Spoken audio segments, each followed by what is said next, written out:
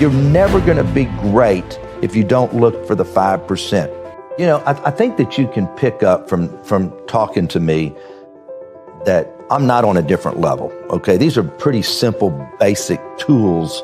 And so nobody out there is listening to him and saying, God darn, he's just using words and he's just so much smarter than me, so I'm not going to become worth $5 billion. That book is okay? He's just naturally smarter than me. I think you can see that I'm no smarter than anybody else in this room.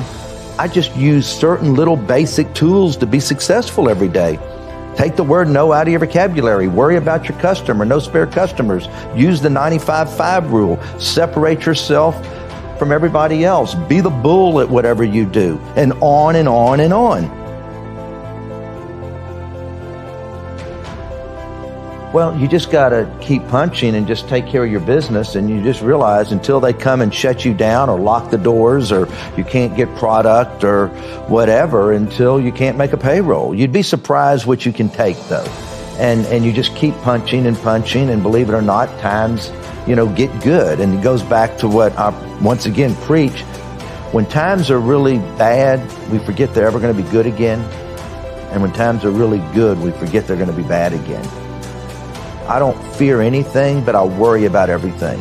And the day you stop worrying in good times, the paddle will get you behind. And so as great as things are in life, I know you're only a few steps or a few incidents away from something bad happening. You can never forget it. I'm taking the next steps right now to get to the next level. Because that's my sport. Let's go pick up basketball.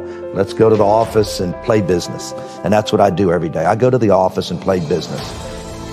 You got to know what you know and what you don't know. And I knew that I understood business.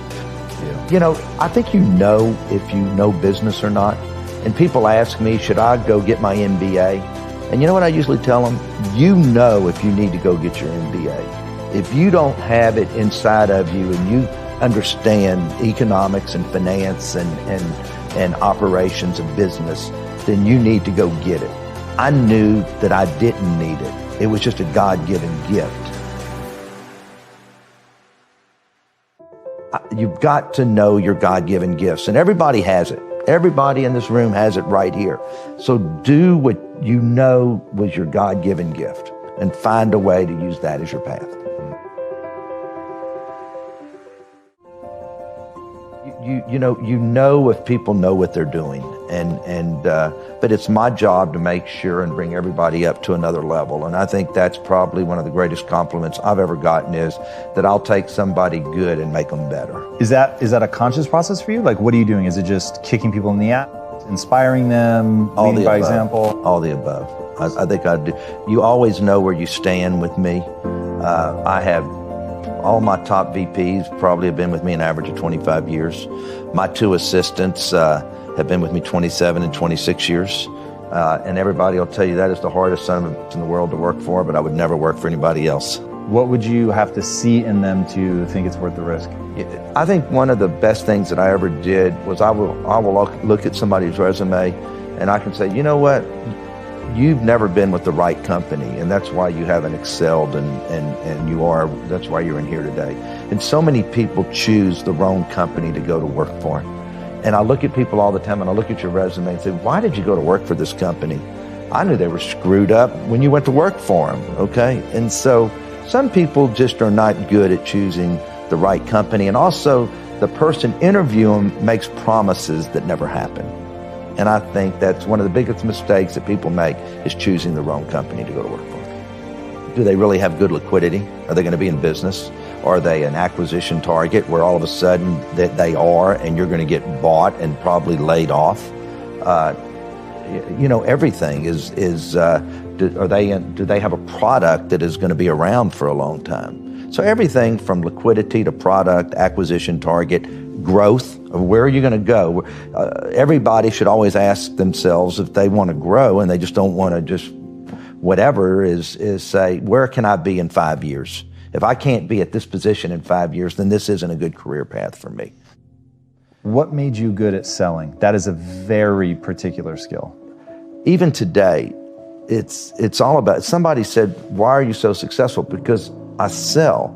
And even when you go out and you raise billions of dollars in debt and you're meeting with debt holders, you're still selling yourself. That's what it's all about. You're not just selling the deal. When I was public for 18 years, okay, and you're selling equity, I did 5 follow-on offerings, the most a restaurant company ever did when I was public. And you are selling yourself, and you know your numbers, you know your business, and you make yourself that you know more than everybody else, even if you don't. Let's do it another way. Let's go back to 10 years old. I walked around with my business, my briefcase, full of business. There was no business in it, but I wanted to be a business guy, but you really didn't know what it was. By junior high, I was buying candy and reselling it at school. By high school, I was already trading on the stock market. That's just, hey, doing whatever it took to make money. I always wanted to make money. I always had money, even when I was a kid, because I always worked whatever job I could find, whether it was mowing somebody's yard or washing cars or selling lemonade to the construction workers. It was just always about making money. So at 21, I sold vitamins. I started building homes, building shopping centers. By the time I was 26, I built my first hotel. By the time I was 25, I told myself I'll have my first jet at 35, and I did.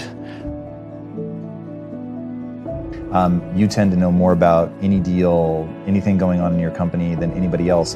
I want to know how. How do you master it to that level? Well, I mean, I can't get into some details that people know that I don't know, but if you walk into my office for a meeting, I don't care what department you're in, I will pick apart whatever you have. And you better know your numbers when you walk in there with a spreadsheet, or you better have your ads right if you're the marketing person walking in. But you also, you know if people know what they're doing. But it's my job to make sure and bring everybody up to another level. And I think that's probably one of the greatest compliments I've ever gotten, is that I'll take somebody good and make them better.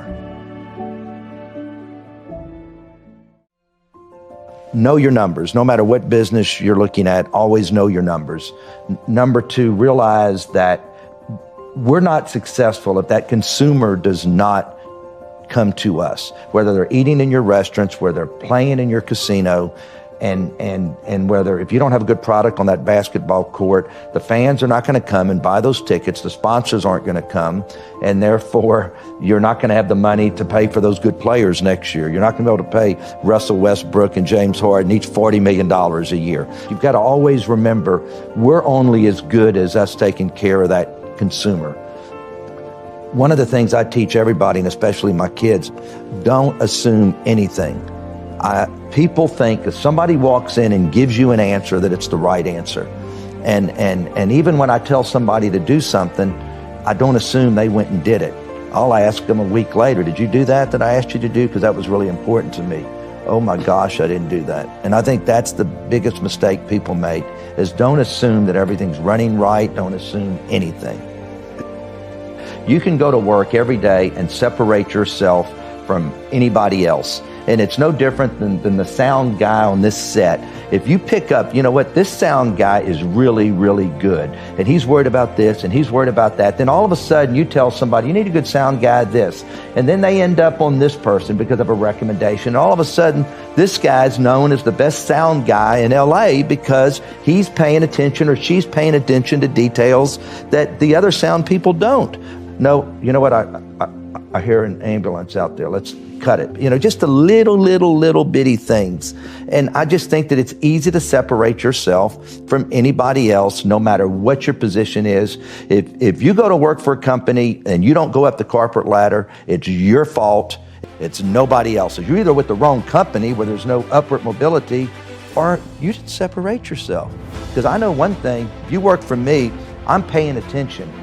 Nothing goes unnoticed, okay? And I tell people that all the time. If you want to separate yourself, it's easy to do because somebody above you is going to notice it. Your peers are going to notice it. It is easy to separate yourself from anybody else.